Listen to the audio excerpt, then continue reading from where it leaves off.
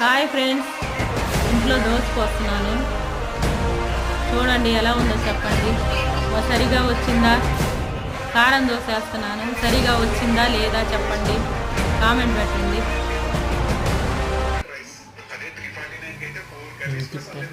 తిప్పాను, దోశ తిప్పాను.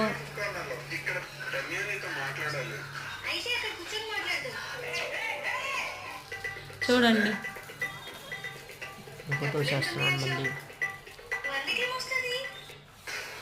ఎగ్గు దోశ వేస్తున్నాను. చూడండి దాన్ని బాగా వచ్చిందా లేదా చెప్పండి. సబ్స్క్రైబ్ చేయండి, షేర్ చేయండి, లైక్ చేయండి.